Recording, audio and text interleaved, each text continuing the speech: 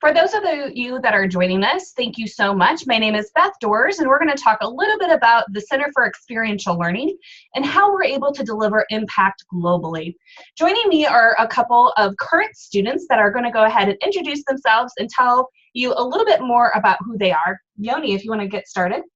Yeah, sure. Thanks, Beth. So my name is Yoni Argov. I'm a second-year MBA.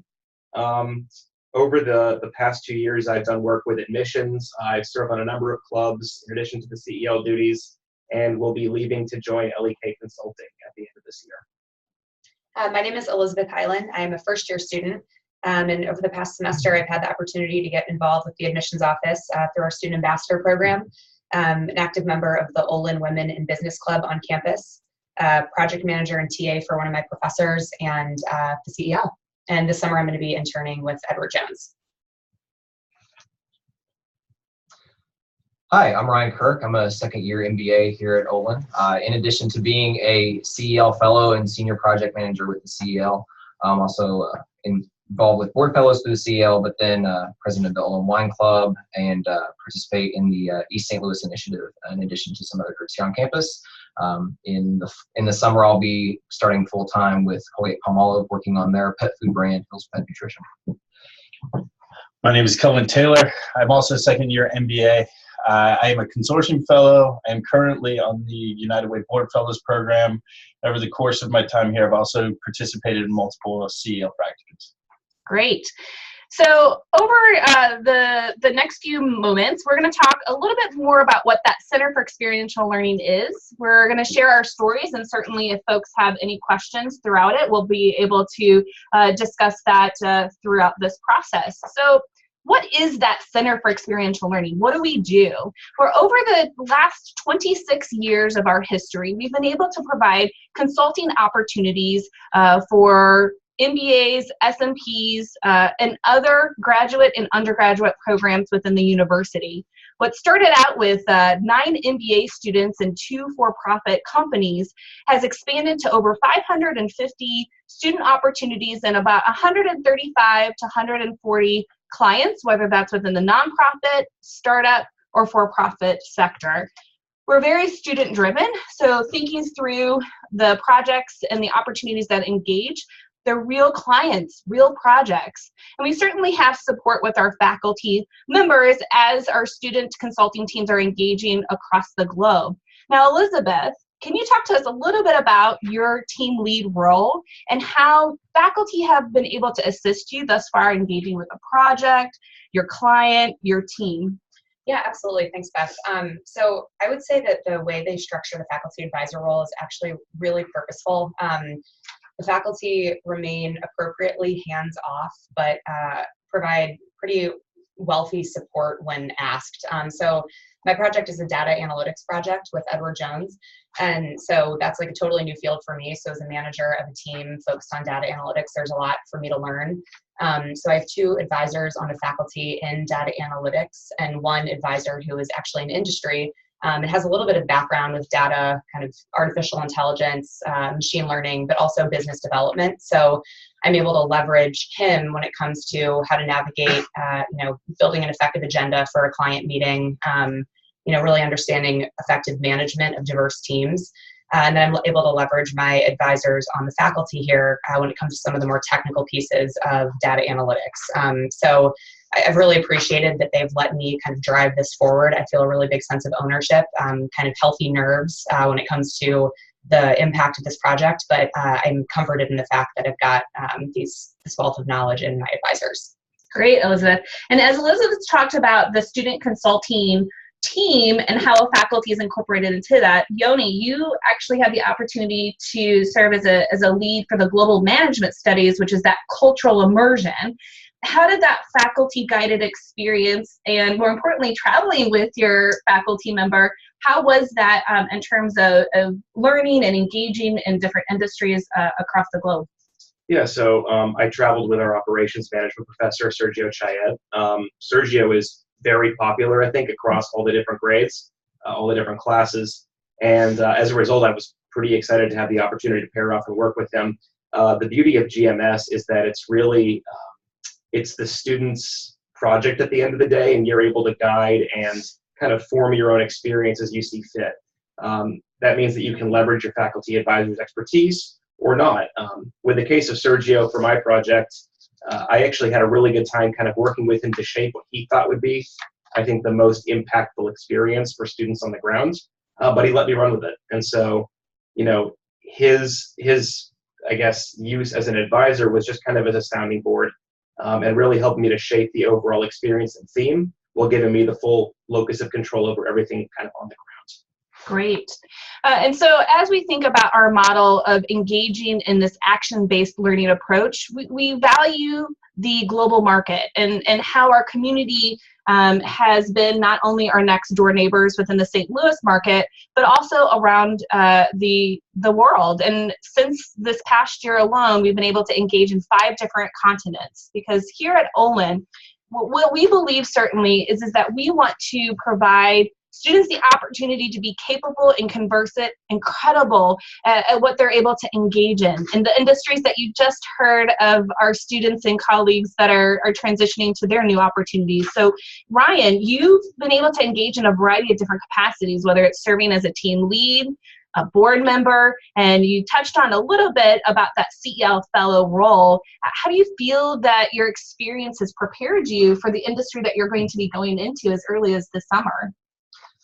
Yeah, thanks, Beth. So thinking about the CEO making people more capable, conversant, incredible as leaders.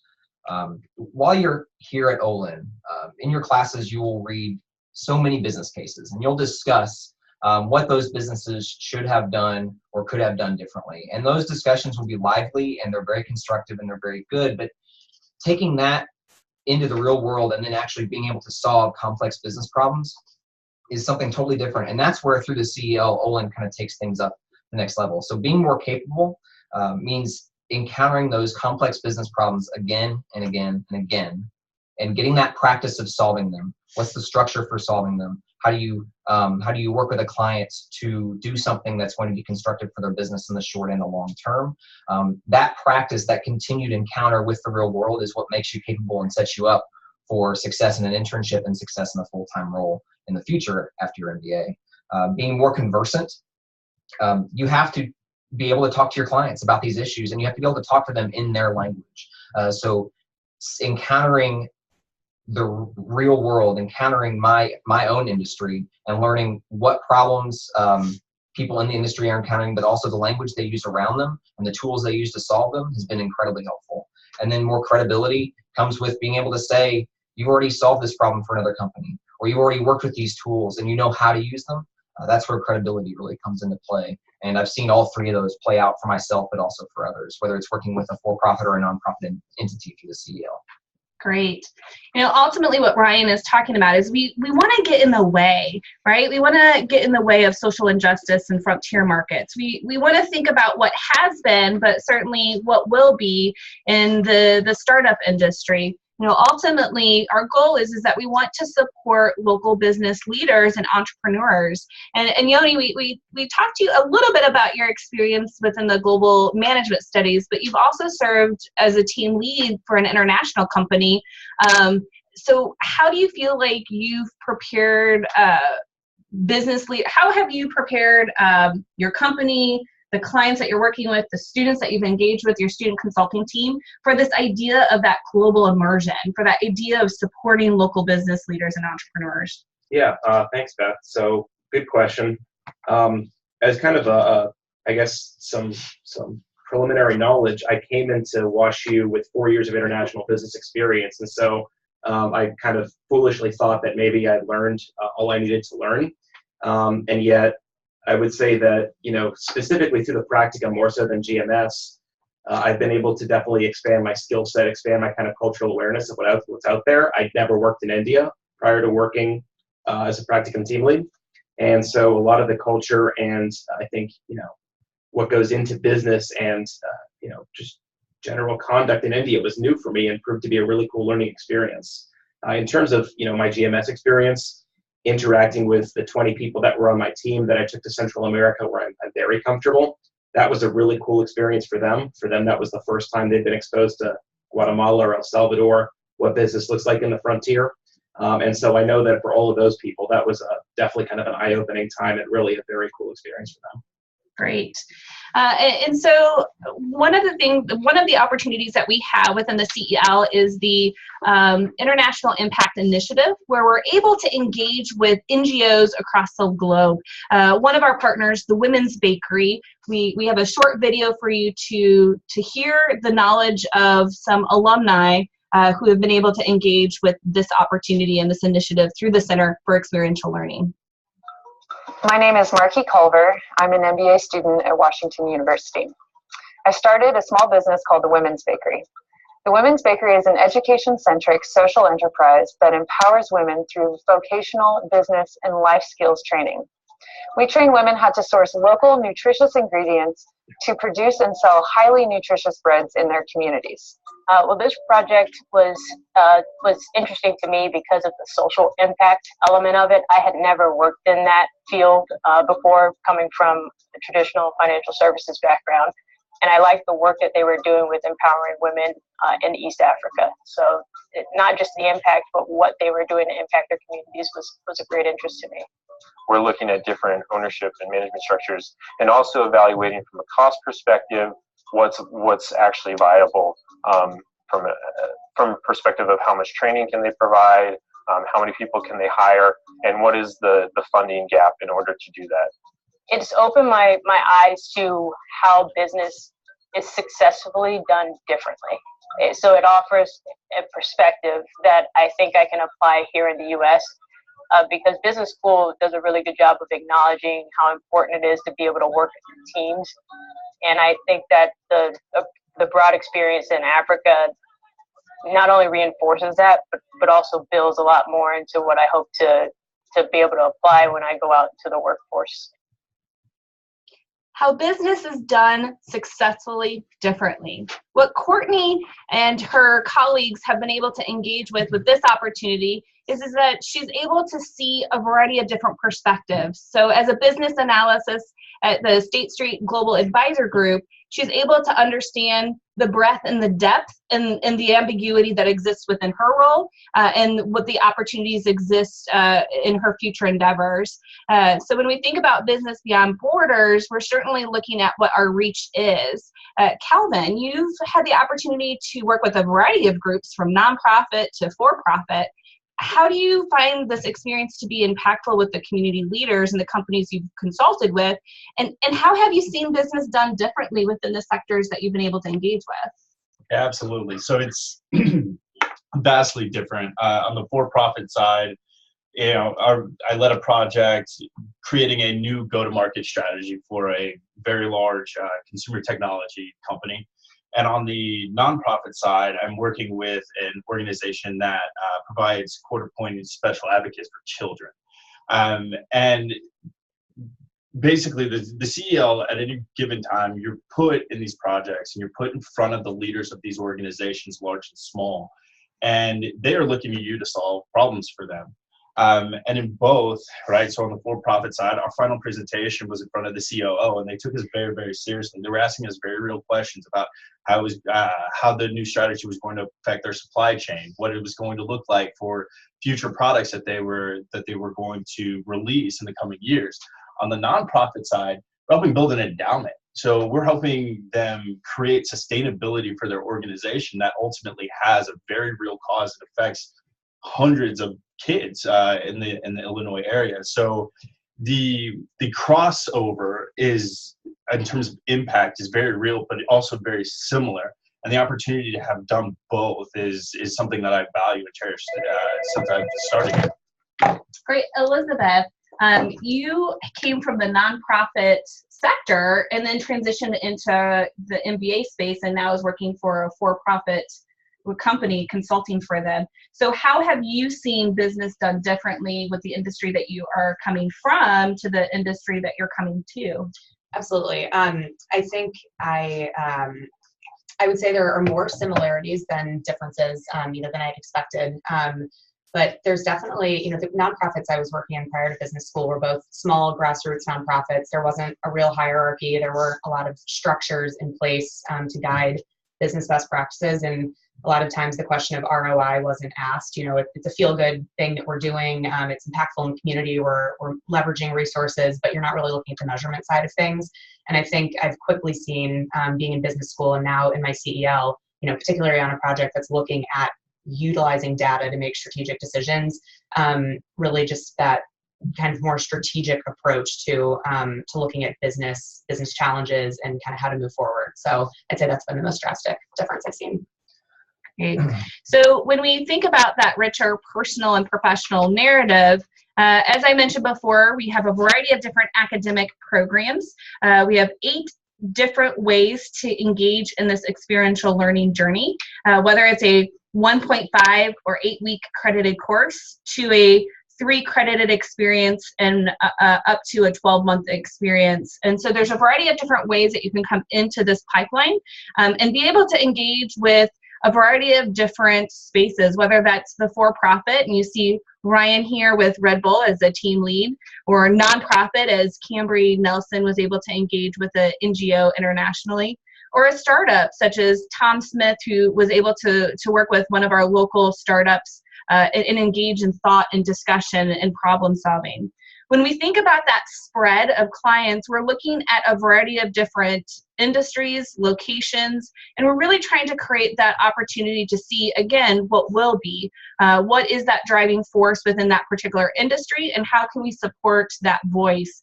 And so when we think about that, Sarah Berkey has been able to engage with MP Logistics, which is a family-owned business in Vietnam. And so she's going to talk to us a little bit about her story, as well as Con Davis, and how they were able to engage within this particular space. So in Vietnam, we were working with MP Logistics, which is the largest private enterprise in Vietnam. As you know, it's a communist country, so it's really a unique opportunity to see how a private enterprise works in a communist system. And they have grown exponentially over the past 5 years, to the point where they don't know how to manage that growth and then plan for the future stages of growth. We went to the warehouses for our client. And it's out sort of a little bit outside the city, and it's this whole sort of sprawling warehouse area. We were like, wow, this is huge. When was this built? It looked like it was built a while back. And they're like, oh, yeah, the Americans built that. This was where the American military base was. And when they left, they just, we left that behind. And like we reused it. And whatever the Americans left behind kind of jump-started our economy for 20 years. And then I've seen the impact that we have had, I think, both negative and more so now positive. I think it's interesting to see how a city and a country have rebuilt and reappropriated things. And so when we think about the team and the team structure, we're ultimately looking at it from an interdisciplinary approach. All of the folks here today have served on an interdisciplinary team, so that as we're looking at that project and that problem, we're able to look at it at a variety of different lenses. Elizabeth, your team is very interdisciplinary. Can you talk about what those advantages are that you've seen thus far, and how you feel like that's going to create a stronger impact for your teammates? Yeah, absolutely. So like I said, I'm on a data analytics project with Edward Jones, and my team is made up of myself, one MBA student who's the first year with me, and then 4 specialized master's students in customer analytics. And obviously for me, this is an incredible opportunity just to learn how to incentivize and manage a team of diverse backgrounds and skill sets, to delegate. But it's, I think, going to be a really beneficial opportunity for my team as well. We had a kickoff meeting where we talked about kind of what our individual goals were for this project and what we hoped to get out of it. And all 4 of the master's in customer analytics students expressed that they were really excited for the opportunity to apply their data analytics skills, which they've done in myriads of school projects, to the real world, to look at big kind of business problems and figure out how their skill set really informs the strategy of those companies. They talked a lot about learning about new industries and companies, how that affects their career prospects, and really allows them to build out this professional narrative that they're trying to create while they are currently in school. And I'm really looking forward as the leader of this team to be able to create an opportunity, hopefully, for them to achieve all of those goals. Great. Complexity of a project can be real in this space. So Calvin, how was it working as a team lead for HP, and did you run into any pivots along the way? Yeah, absolutely. So my team was comprised very similarly to Elizabeth's team. It was three specialized master's students, one undergrad, and one other MBA other than myself. So just getting used to that dynamic presented a high degree of complexity. But I mean, the wonderful thing about it is your teams are comprised of world-class intelligence. But as we jumped into this project, we thought it was going to be, a straightforward strategy for what products they were going to release to the market, and cool. Then we ended up needing to narrow our focus. We ended up pivoting because their, model is razor and blade. So we were like, okay, what's the next evolution of that particular, business model? Can we improve it? What way do we do that? But going from the initial, thinking of it as a product strategy to much more of a market entry strategy, or how are they going to serve their end client strategy, was a huge pivot, and it happened like right in the middle of our project. So we had been had a tremendous amount of momentum moving one way, and having to move it another way, and kind of get the whole team into shape and in line was very difficult, but ultimately rewarding, because we ended up being able to present them with actionable items. Right. At the Center for Experiential Learning, we strive to have opportunities for students to become market ready, right? And to really understand how to lead in management. And certainly within that space, ambiguity is really threaded into the roots of our experience. Calvin, Ryan, and Yoni, you've all had the opportunity to serve on a United Way board for an entire academic year. Yoni, what type of ambiguity did you feel serving as a board member on your nonprofit and consulting with your project? Sure. Thanks, Beth. So great point. Ambiguity is a very real part of everyday work, and something that you're going to be expected to be able to overcome in the real world. In terms of how it's been able to help, how the CEO has been able to help me prepare for navigating ambiguity, the two projects that I've most recently been staffed on, whether it was practicum or board fellows, were very ambiguous. With practicum, the client didn't really have a clear idea of what they wanted to do with their organization or with the project. And so it was really a process of helping them scope and kind of refine and ultimately come out with a much better, I think, organization at the end of the day than where they started.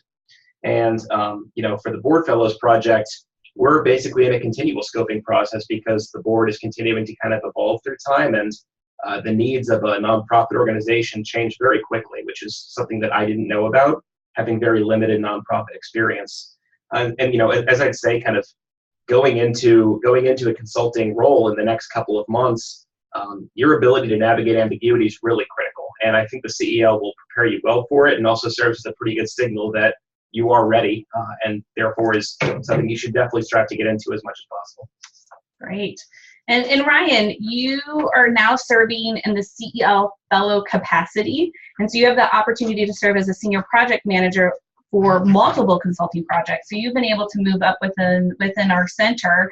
How have you seen ambiguity play out with the support of the teams that you're working with, and ensuring that execution is as strong with all of the different teams and all of the different companies that you're currently working with? So I've seen ambiguity pop up in two different ways, and one of them is client-facing, and one of them is team-facing. Actually, Yoni just touched on the client-facing version of that, where his client is a perfect example, and it's not the only example. This happens quite often, where you have a client that has either a long list of needs or some really broad ideas, and you have to take that and scope it down and narrow it into and find what are the needs, but also what can the team realistically accomplish, because a semester only has so many weeks in it. So what's our bandwidth, what are their needs, and what does a successful outcome look like? What does success look like? Behind that, it gets a little more complex, because there are stakeholders behind your client lead. So you have to tap into who those stakeholders are, figure out what their needs are, and how you're going to juggle all of that. And sometimes you have to coach your client lead through that. And so that ambiguity definitely comes into play there on that client side. But then on the team side, once you figure out what the problem is that you can solve, or what you're working toward, what your successful end products look like, well, now you have to figure out how to get from point A to point B. And so building those sets of work streams, figuring out what different team members will do, what skill sets are brought to the table, and what midpoint checks look like, what each step towards success looks like, that is up to you as a team lead, and it's up to you as a team. And you can pick so many different directions. And so what I see myself doing a lot is helping not only in those meetings, scoping out what the project should be, listening to the client, listening to the stakeholders behind them, but then also working with the teams to show them what different paths towards success could look like. Right. Last year alone, we've been able to engage in a variety of different capacities, working with 546 student opportunities, engaging with 119 clients, and looking at how we're able to create impact. And as you can see in that lower right-hand side, almost 58,000 hours of impact our center and the students that have been able to engage in this opportunity have been able to do. And so this question is really directed to all of you that are in the room today.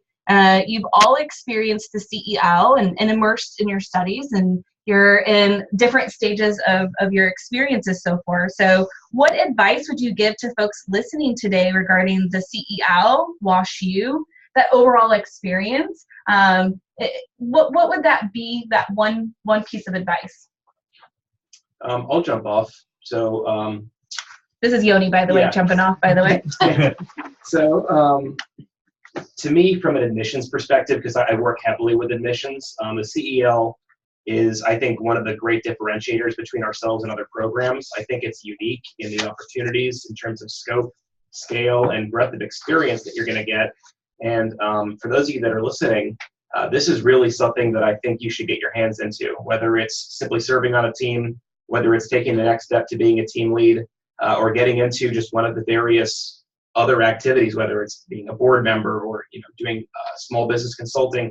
There are limitless opportunities, and it will really help you develop as a person and a business leader. It's a very cool program. So this is Kelvin. I would add to what Yoni was saying is, in addition, like, the CEL helps on several different levels, from being able to take your casework that you're doing in class, be able to apply it in a practical way is just huge. It's absolutely huge. Going into your internships or your full-time jobs, having that practical experience, that practical application of what you're doing within these projects is absolutely great. The bit of advice that I would add is put yourself outside of your comfort zone. You don't want to be necessarily only doing projects that in a field that you feel comfortable with. So my background is finance, and I led a strategy team. Being able to look at problems from multiple different lenses is something that is also invaluable to companies. It really helps for that market-ready presence that they're all looking for. I would say my point, this is Elizabeth, by the way. I would say my point directly, it dovetails off of Kelvin, and just that, like, the CEL and really any opportunity to get involved on campus is a good way to sort of utilize what you're learning in the classroom, particularly as an MBA student. But I think the CEL has been the one for me that you most readily feel that, like, I'm throwing myself into the fire, I'm way out of my comfort zone, and yet there's this kind of feeling of I'm doing this in an environment that's going to help me be successful in taking that step. So I would say, absolutely, as nervous as you might be taking advantage of these projects, it's the best way to just throw yourself into it and learn a whole new set of skills. But more broadly, just while in business school, whether it's WashU or anywhere, it's 2 years and it goes by so quickly. I mean, I'm only through one semester and I feel like it's already like flown. But just, take advantage of all opportunities that you feel you can handle to get involved, because they all sort of complement one another, and I think really help you have a more rich experience in the university you attend. This is Ryan. Elizabeth, I really like what you said about just jumping in. Like everyone mentioned, getting out of your comfort zone, but even when you don't feel ready, which you won't in most cases, just jump in. The MBA, I've heard other people say this is not a phrase that I'm coining, but the MBA is a leadership degree. You're being trained to be a business leader. The reason I came to Olin was to get involved with the Center for Experiential Learning, because as Yoni said, it's a differentiator. This is what this program is about, is giving you a chance to take the lead on a project and be out there in an ambiguous and vulnerable position and to succeed. I know for me personally, it has being a fellow, being a board member, being a lead on a practicum project. These continued experiences have revealed and magnified my weaknesses as a leader and have given me the opportunity to work on them repeatedly. And this is one of the few chances you have to have that laboratory. And the CEL, amongst other programs that everyone else is involved in, is one of those laboratories here at Olin. Delivering impact. Hopefully, over the course of this last 30 plus minutes, you've been able to see how Yoni, Elizabeth, Ryan, and Kelvin have all been able to look at how they deliver impact differently and engage in thought and discussion and really create that impact of really taking advantage of the opportunity to engage with the businesses, whether it's nonprofit, for-profit, or startups locally and internationally. So we can't thank them enough for taking time out of their busy schedule to talk to you all, as well as what they've already been able to leave in terms of their legacy.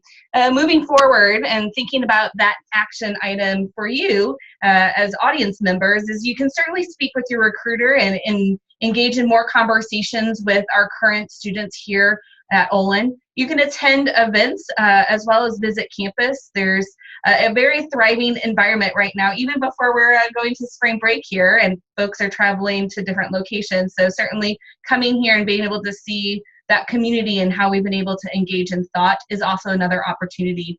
Thank you so much for joining us, and we look forward to engaging you more in this topic and our conversations.